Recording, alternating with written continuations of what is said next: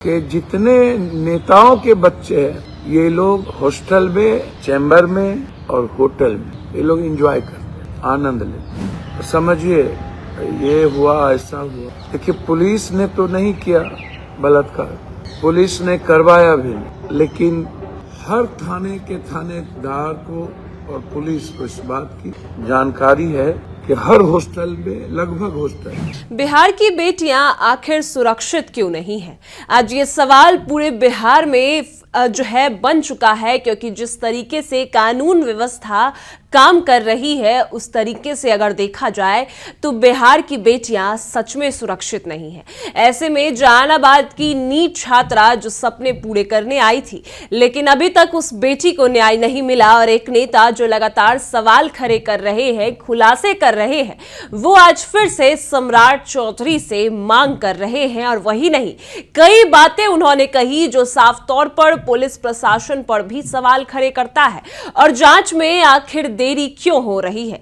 पप्पू यादव की हम बात कर रहे हैं। पप्पू यादव ने फिर से खुलासा किया और कहा है साफ तौर पर कि सबसे पहले मनीष चंद्रवंशी और नीलम अग्रवाल के बेटे अंशु अग्रवाल का ही डीएनए टेस्ट करवाना चाहिए। उनके डीएनए से ही साफ पता चल जाएगा कि ये काम किसने किया है, ये दरिंदगी किसने की है। ये साफ तौर पर पप्पू यादव कहते नजर आए हैं। और भी कई बातें पप्पू यादव ने रखी है और क्या मांग सम्राट चौधरी से उन्होंने की है, वो सब आपको इस रिपोर्ट में सुनाएंगे। नमस्कार, मैं कोमल और आप देख रहे हैं दर्श न्यूज। देखिए, आपको बता दें कि पप्पू यादव जहां एक और लगातार नीट छात्रा हो, बिहार की बेटी हो, सभी को बचाने के लिए, सभी के न्याय के लिए लगातार मांग कर रहे हैं। और ऐसे में पप्पू यादव ने सबसे बड़ी मांग की है और सम्राट चौधरी से भी मांग की है कि आप सबसे पहले मनीष चंद्रवंशी और नीलम अग्रवाल के बेटे अंशु अग्रवाल का डीएनए टेस्ट करवाइए, सब पता चल जाएगा। यह साफ तौर पर पप्पू यादव का कहना है। और यही नहीं, उनका यह भी कहना है कि और जो भी सीआईडी अब आई है तो सही तरीके से जांच करेगी और सिर्फ इसमें थाना प्रभारी रोशनी कुमारी की गलती नहीं, कई और लोग भी शामिल थे। एएसपी अभिनव कुमार भी शामिल थे। उन्होंने भी बड़ा बयान दिया था कि बेटी ने आत्महत्या किया, तो कार्रवाई सभी पे होनी चाहिए और सिर्फ एक सिस्टम नहीं। उन्होंने यह भी खुलासा किया कि पटना में कौन ऐसा विधायक है जो लगातार इन सभी मामलों में कॉल पर बना रहा, यानी कॉल पर रहा जब नीलम अग्रवाल को भी थप्पड़ मार के जो है थाने ले जाया गया, लेकिन उनको फिर वहां से छोड़ दिया गया। आखिर इसमें मिली भगत किसकी है? मनीष रंजन ने कहा था कि नीलम अग्रवाल को छोड़ दिया जाए, या फिर वो विधायक पटना का विधायक था जो लगातार कॉल पर बना रहा?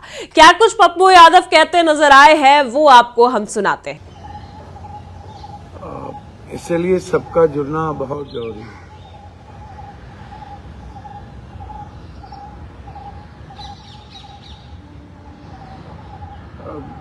मैं यह भी सबसे पहले कहूंगा कि किसी कीमत पर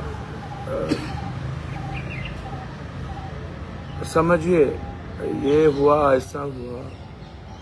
देखिए पुलिस ने तो नहीं किया बलात्कार,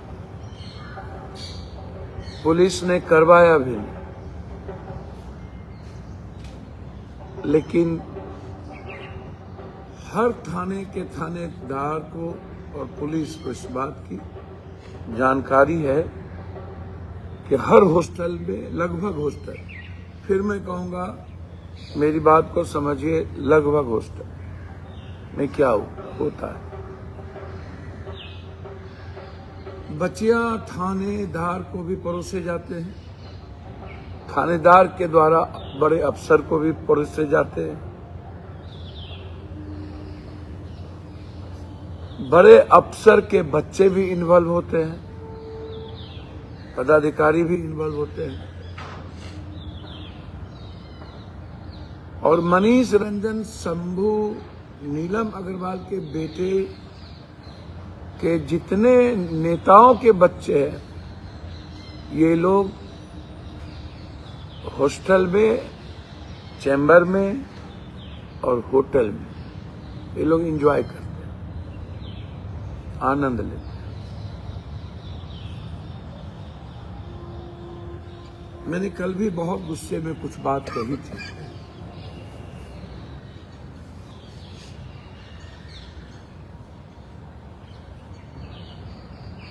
जो लगातार मेरे साथ बच्चियों का खबर आ रहा है। रात में मैंने एक बच्ची का फोन आया, जब मैं बम्बई से आया तब मुझे लगा, मुझको रात में ही मुझको फोन मैंने लगाया अपने आदमी को और मैंने कहा कि मुझे दिल की बात करनी है। हम अभी जी न्यूज जा रहे हैं, उसके बाद एक मीटिंग है। शाम में हम 6 बजे चलेंगे पटना के लिए।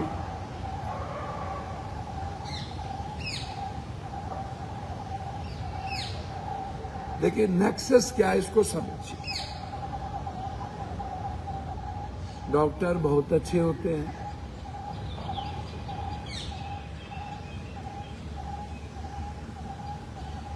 लेकिन 90% डॉक्टर आम आदमी के जिंदगी के साथ खिलवाड़ करते हैं, चाहे इकोनॉमिकल, चाहे उसके शरीर से। और जितना हॉस्पिटल है, मैं बार बार कहता हूं, चाहे पटना का बाईपास हो, चाहे किसी शहर का हो, वो नॉर्म्स के मुताबिक हॉस्पिटल नहीं है। वो एम्बुलेंस चलाने वाले मालिक हो, चाहे कोई बड़े दलाल हो, चाहे माफिया हो, क्योंकि अस्पताल से ज्यादा पैसा आज के डेट में किसी के पास नहीं। अस्पताल खोल लीजिए, जितना पैसा कमाना है कमाइए। अस्पताल पैसा कमाने का एक मशीन है, एक जरिया है, उसको भगवान बना दिया गया है। जैसे इस देश में 2 आदमी भगवान है, एक सर्वोच्च न्यायालय के चीफ जस्टिस जितने लोग हैं वो रियल में भगवान की तरह उनको मान लिया गया, या उन्होंने जो डेथ सर्टिफिकेट लिख दिया तो उस पर कोई क्वेरी नहीं है। और इससे ज्यादा हमारे लिए डॉक्टर का सिस्टम, डॉक्टर की जांच, सब कुछ डॉक्टर के हाथ में। Pathology, ultrasound, CT scan, MRI, सब कुछ मतलब सब। मुझे ये नीलम अग्रवाल का जो बेटा है, शंभू, ये क्या नाम है उसका, शंभू अग्रवाल ओसियो, अभी तक उसकी गिरफ्तारी क्यों नहीं है? क्योंकि वो इन्वॉल्व है उस बच्ची के बलात्कार। मैंने कई बार कहा कि वही नहीं, थाना प्रभारी या ASP साहब किसके दबाव में? आप सिर्फ गाली ASP या थाना प्रभारी को ही मत दीजिए। ये दोनों दोषी हैं, इन्होंने तो पुलिस या संस्था पर ही हमला किया। लेकिन ये SIT जांच जो हुआ, हमारे भाई सम्राट चौधरी ने जो किया, ये SIT जांच में इतने बड़े बड़े लोग जिनको दिग्गज कहे जाते हैं, जितेंद्र जी या DGP साहब इन्वॉल्व हैं, और एक नए DG जो बने हैं वो अपने को क्राइम के धुरंधर कहते हैं। हमारे अच्छे ताल्लुकात हैं उनसे व्यक्तिगत, लेकिन चूंकि झूठ और सच बोलने वाले और लेने वाले और देने वाले, ये दोनों नदी के 2 किनारे।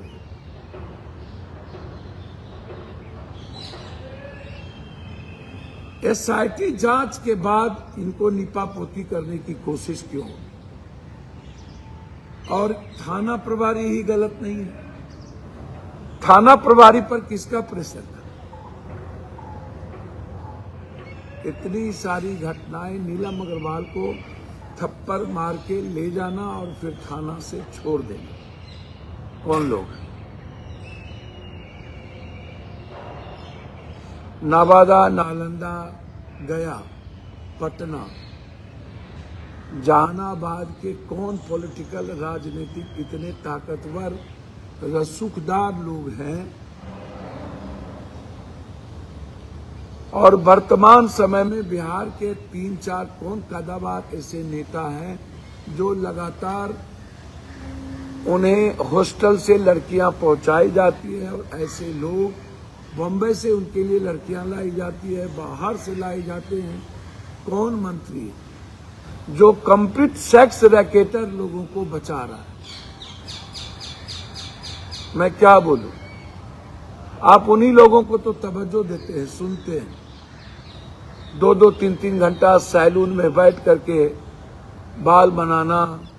कौन कौन मंत्री हैं जो सैलून में बैठ के मजे लेते हैं, पेडिक्योर कराते हैं, नक का पेडिक्योर कराते हैं? कौन कौन लोग?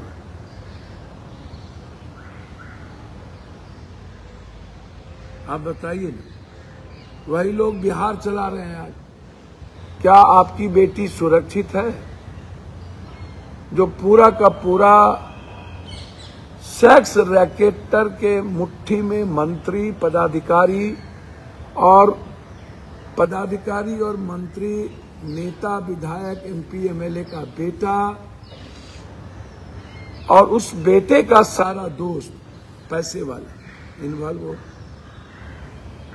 सारी गाड़ियां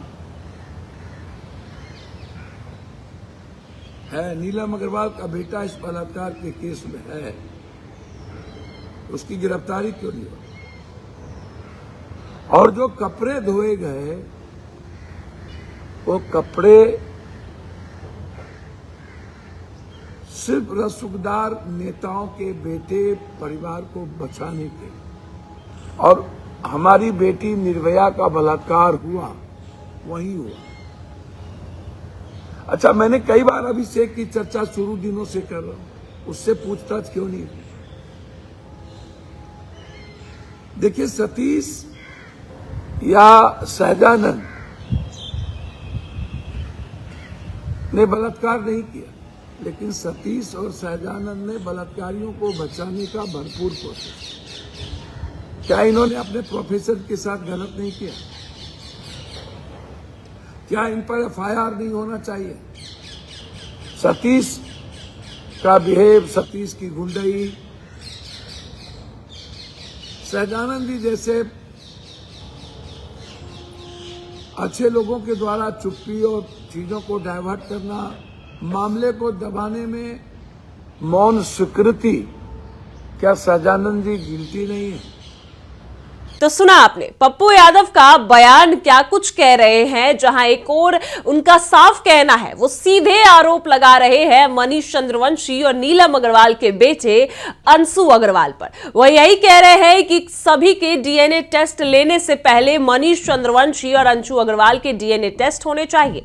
और उनका यह भी खुलासा है कि पटना के आखिर कौन ऐसे विधायक है जो लगातार इस मामले में जो है कॉल पर बने रहे और नीलम अग्रवाल को सिर्फ थप्पड़ मार ले जाया गया, लेकिन बाद में उनको छोड़ दिया गया। और वही सम्राट चौधरी से भी निष्पक्षता से काम करे, उनकी जो कानून व्यवस्था है वो सही तरीके से काम करे। और सिर्फ ये एक बेटी की कहानी नहीं, बिहार की हर बेटी की कहानी अब यही बन चुकी है। चाहे वो मुजफ्फरपुर में भी छोटी बच्ची के साथ दरिंदगी की गई, तो ऐसे में अब बच्चियां पढ़ने कैसे आएंगी, अपने सपने कैसे साकार करेंगी? और पप्पू यादव लगातार ये खुलासे कर रहे हैं कि गर्ल्स हॉस्टल में कई धंधे चलाए जाते हैं। और अब इस मामले में भी पप्पू यादव ने क्या कुछ खुलासा किया वो आपने सुना। फिलहाल इस खबर में इतना ही। आप देख रहे हैं दर्श न्यूज।